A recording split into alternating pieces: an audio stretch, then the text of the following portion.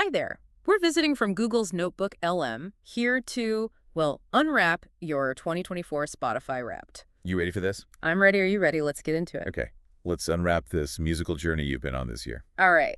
So, first things first. You spent a total of, get this, 26,923 minutes listening to music this year. 26,923 minutes. That is a lot of music. That's wild. That's like almost 19 days straight of nonstop music. I can barely listen to music for 19 minutes straight. You are dedicated. You truly are a music lover. You put us all to shame. And you're in the top 13% of Spotify listeners worldwide. So you're not just listening to music, you're really living it. I love that. Yeah. Now I'm curious. I really want to know what your top song is, the one you kept coming back to again and again throughout the year. Okay, drum roll, please. Your top song of 2024 is Every Heart Mena no Kimochi by Boa. Whoa. Okay, this is an amazing choice. This track is from the album of the same name. It is. You've played it 48 times since you first discovered it on January 8th. January 8th. It's clearly a song that stuck with you all year long. It really is. And you know what's even cooler? You're in the top 0.009% of listeners globally for this song. Wow. Top 0.009%. I'm impressed. This is definitely a hidden gem. You have seriously great taste in music. You found something special. Yeah. And it wasn't just a passing phase either. Your top artist of the year, Boa. Boa. She really dominated your playlist this year. 11,723 minutes of listening to Boa. 11,723 minutes. Seriously. I want to know your favorite Boa album. I know, right? You even had an 8-day listening streak of Boa, and guess what? You're in the top 0.002% of Boa listeners globally. Top 0.002%. That's like almost unheard of. You are a true fan. It's no wonder. She paved the way for so many artists. She was the first Korean artist to hit #1 on Japan's Oricon album chart, breaking those barriers. You clearly appreciate artists who really go for it. You go Boa. Yeah. Speaking of which, let's look at how your love for Boa played out throughout the year. Oh, this is going to be good.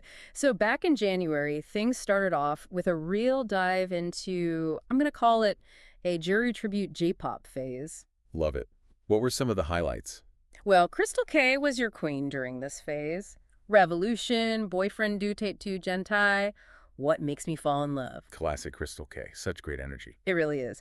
And then things shifted in February. February brought on the nerdy shonen anime vibes. Okay, so like epic soundtracks and that kind of stuff. Exactly. And Boa was still a constant.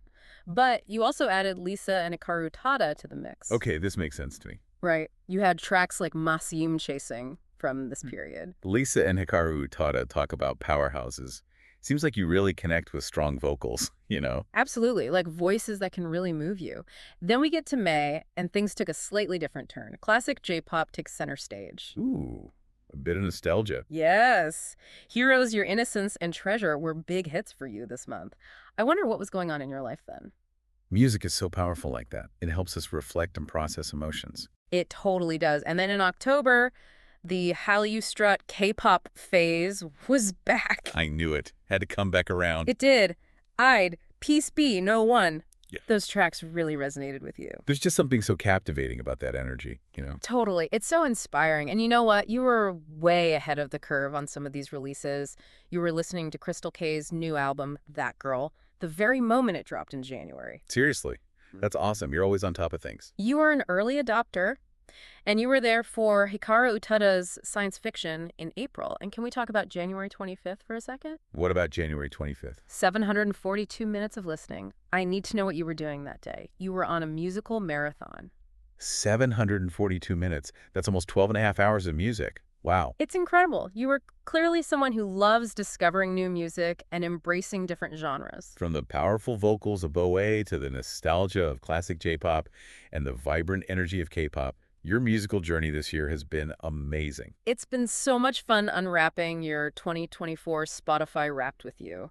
We've been your hosts, visiting from Google's Notebook LM, signing off from your 2024 Spotify Wrapped Deep Dive. See you next time.